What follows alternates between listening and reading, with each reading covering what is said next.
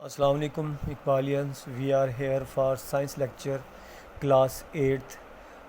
Today it is our 13th lecture on science, and our topic is properties and effects of the pollutants on human organ system. इंसानी argon जो system है, इंसान में जो system जैसे respiratory system है, digestive system है, circulatory system है, जितने भी सिस्टम हैं इंसान में उन पर जो इसके असरात और इसकी प्रॉपर्टीज़ को आज हमने डिस्कस करना है।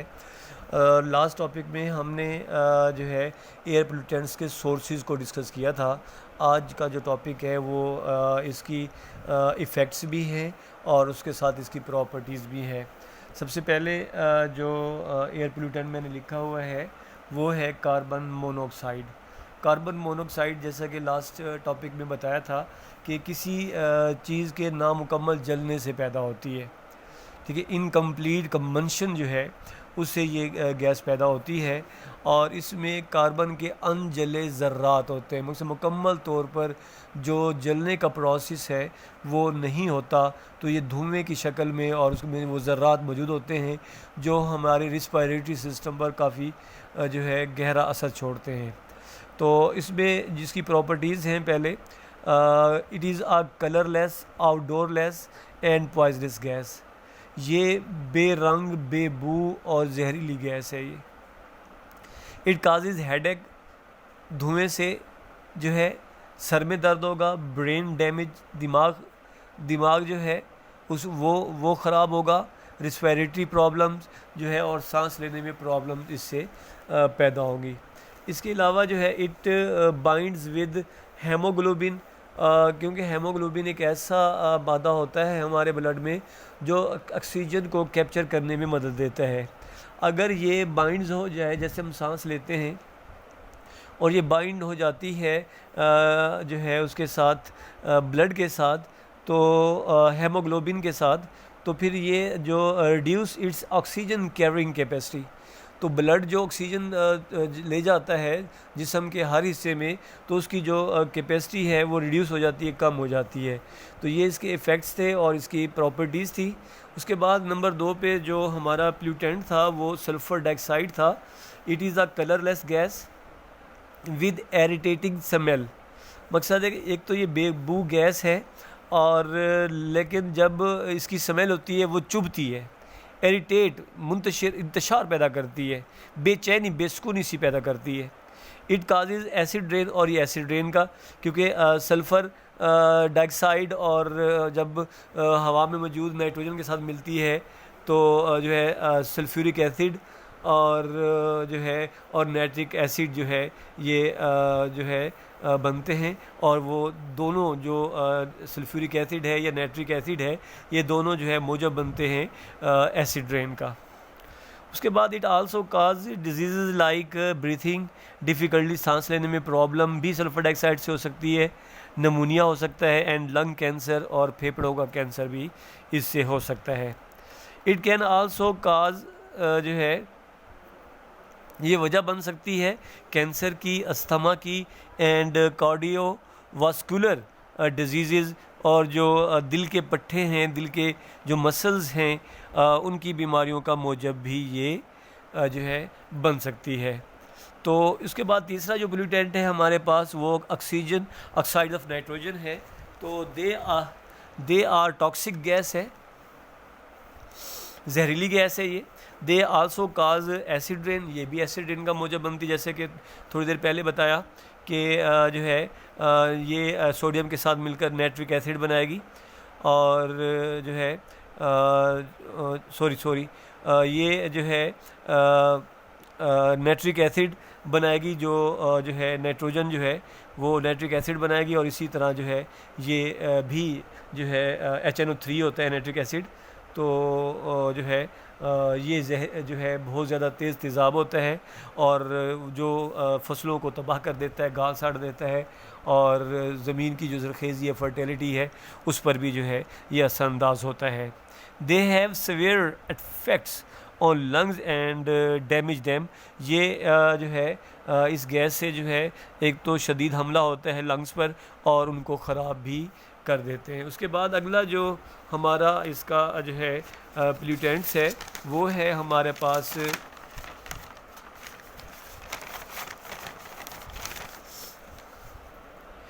Effects of the human activities on environment. ये जो है इंसानी जो है जो एक्टिविटीज़ हैं, सरगर्मियाँ हैं, वो माहौल पर कैसे असरअंदाज होती हैं। तो अगर देखा जाए तो ह्यूमन एक्टिविटीज़ जैसे like deforestation for the cultivation, cutting of trees for cultivation and house hold facilities के लिए जो है हम जंगलात का कटाव कर देते हैं, या तो हमें एरीगेशन करनी होती है या तो हमें फसलें वगैरह क्रॉप्स वगैरह वहाँ उगानी होती है। तो इस तरह जो है दरख्तों को कटाव कर देते हैं, तो उसमें वाइल्ड लाइफ जो है वो बहुत ज़्यादा इफ़ेक्टेड होती है। तो human activities such as burning of fuels, जो है नॉन रिन्यूएबल जो है रिसोर्सेज होते हैं, जिसे हम फॉसिल फ्यूल्स का नाम देते हैं, जिसमें ऑयल है, पेट्रोल है और जो है और इसके साथ साथ जो है गैस है। ये ऐसे जो है ऐसे सोर्सेज होते हैं जो है लाखों सालों के बाद बनते हैं। अगर इनका बेजा इस्तेमाल कर लिया जाए तो फिर ये जो है ख़त्म हो जाएंगे और आने वाली नस्ल के लिए कुछ नहीं बचेगा। बर्निंग ऑफ फ्यूज़ मकसद है बेजा इस्तेमाल या एक्सेसिव यूज़ ऑफ जो है फ्यूल का इस्तेमाल किया जाता है। तो उसके बाद extensive use of the vehicles, आप बहुत ज़्यादा इस्तेमाल करते हैं गाड़ियों को और वो फिर आप उसकी मेंटेनिंग नहीं करते, उसकी ट्यूनिंग नहीं कराते, तो उससे भी धुआं वगैरह निकलता है जो माहौल को आलूदा कर देता है।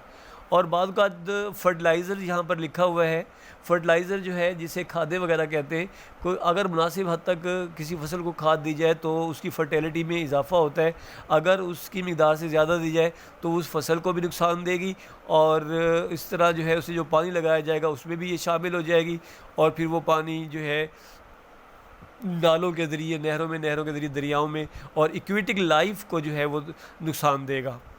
इसी तरह जो है पेस्टिसाइड्स का भी इस्तेमाल, इंसेक्टिसाइड्स हैं और पेस्टिसाइड्स का जो इस्तेमाल करते हैं हम अद्वियात का, जो कि जो है जरासीम कुछ अद्वियात और करम कुछ अद्वियात होती हैं, तो उससे भी जो है माहौल को बिगाड़ पैदा हो सकता है। डिफॉरेस्टेशन है, जैसे मैंने बताया कि cutting of forest due to the necessities of cultivation to grow crops and also for the house facility, घर बनाने के लिए या घर की सहूलियात देने के लिए या फसलें उगाने के लिए दरख्तों को काट देते हैं। तो ये ऐसी एक्टिविटीज़ हैं जो माहौल पर असरअंदाज होती हैं, उसे तबाह करने में अहम अदा करती हैं और इफ़ेक्टिंग इन्वायरमेंट बैडली, और ये माहौल को बुरी तरह मुतासिर करती हैं। उसके बाद अगला जो टॉपिक है हमारा ग्रीन हाउस इफ़ेक्ट है और इसकी पहले definition, the greenhouse gases trap a part of the heat reflected by earth causing increase in temperature. ये ट्रैप कर लेते हैं ग्रीन हाउस, ये बाहर जाने ही नहीं देते, जो है ज़मीन से जो है शुआएँ जो है या हीट जो है हरारत निकल रही होती है और this phenomena is called green house effects, और वो फिर टेम्परेचर को बढ़ा देती है या टेम्परेचर को मेंटेन रखने के लिए जो भी हम क्रॉप आउट सीज़न जो क्रॉप्स वगैरह जो है उगाते हैं तो उसके लिए ग्रीन हाउस जो है बनाए जाते हैं ताकि वहाँ पर वो फसल उगाई जा सके। या ऐसे इलाके जहाँ का टेम्परेचर, जहाँ का वेदर उसके जो है उस फसल के मुनासिब फसल के लिहाज से ठीक नहीं है, तो इन ग्रीन हाउस की मदद से जो है वो टेम्परेचर, वो जो है वेदर उस फसल को दिया जाता है और वहाँ पर जो है उस फसल को उगाया जा सकता है। ग्रीन हाउस गैसेस है जो कार्बन डाइऑक्साइड है, मीथेन है, ऑक्साइड ऑफ द नाइट्रोजन है, वाटर वेपर्स है, these are called the greenhouse gases, और ये ग्रीन हाउस की वजह से ये बनती हैं। ओजोन डिप्लेशन जो है अगला टॉपिक जो है क्या है, ओजोन डिप्लेशन जो है, ओजोन एक ऐसी तय है जो सूरज की अल्ट्रा वायलेट जो रेज़ हैं उनको ज़मीन पर आने से रोकती है और वो दोबारा स्पेस में उसको रिफ़्लेक्ट कर देती है क्योंकि वो बहुत ज़्यादा हार्मफुल होती है। तो इस तरह जो है ओजोन जो लेयर है और जो है ये इस चीज़ को जो है रोकने में एक अहम अदा करती है। अब साइंटिस्ट जो है कुछ साइंटिस्ट बहुत ज़्यादा परेशान हैं। वो कहते हैं कि जो ओजोन लेयर है वो पतली होती चली जा रही है, और कहते हैं कि जो है दुनिया में कहीं इसमें सुराख भी पैदा हो गया है, और उससे जो है जिसकी वजह से टेम्परेचर बढ़ रहा है। ये दो ग्रुप जो है में ये डिवाइड कर दिया गया। कुछ साइंटिस्ट ये कहते हैं कि ये एवरी ईयर जो है ये इसमें डिप्लेशन जो है हो रही है, लेकिन कुछ ग्रुप साइंटिस्ट का कहता है कि नहीं, ऐसा नहीं है। ये थिननेस हो जाती है गर्मियों में, क्योंकि उस वक्त जो है सूर्य की शुआएँ जो है परपेंडिकुलर पड़ रही होती हैं, और इसके साथ जो है गर्मी बहुत ज़्यादा होती है, जिसकी वजह से ये पिघलना शुरू हो जाती है। लेकिन जैसे ही जो है उसकी शुआएँ स्लाइड पड़ती हैं किसी भी इलाके में, तो वहाँ पर इसकी थिकनेस दोबारा जो है वजूद में आ जाती है। तो इट मीन्स कि ये नेचुरल है, और सर्दियों में इसका थिकनेस हो जाना और गर्मियों में जो है इसका थिननेस हो जाना, इसका पतला हो जाना। तो लेकिन कुछ साइंटिस्ट जो, जैसे मैंने कहा कि साइंटिस्ट कहते हैं कि कार्बन डाइऑक्साइड की वजह बढ़ने की वजह से अर्थ पर कार्बन डाइऑक्साइड की मिकदार बढ़ने की वजह से, या क्लोरोफ्लोरोकार्बन्स, ये ऐसी गैसेस होती हैं जो रेफ्रिजरेटर्स वगैरह से निकलती हैं। तो ये जो है जैसे ऊपर जाती हैं तो ये ओजोन लेयर को ये डैमेज करने में अहम किरदार अदा करती हैं। उसके बाद जो है thinning of the this layer is called ozone depletions. अगर ये लेयर पतली होती चली जा रही है तो इसको जो है हम depletion of the ozone layer कहते हैं। अब मैं जो बता चुका हूँ, यहाँ मैंने लिखा हुआ है ultraviolet rays cause the skin cancer and I problems. तो जैसे ही जो है ये थिकनेस हो जाती है तो ये अल्ट्रावायलेट रेज जो है वो ज़मीन पर नहीं आ पाती, तो हम स्किन कैंसर और आई प्रॉब्लम से बचे रहते हैं। Ultraviolet rays increase the temperature of the earth. अगर वो नीचे आ जाएंगी ओजोन के जो है डिप्लेशन की वजह से, तो वो ज़मीन के दर्जा हरारत को बढ़ा देंगी। ये थोड़ा सा था ग्रीन हाउस क्या होता है और उसके इफ़ेक्ट्स क्या हो सकते हैं, और ओजोन लेयर क्या होती है, और ओजोन लेयर क्यों पतली या मोटी हो रही है, कब मोटी होती है, कब पतली होती है। ये सारा कुछ मैंने बताने की कोशिश की है।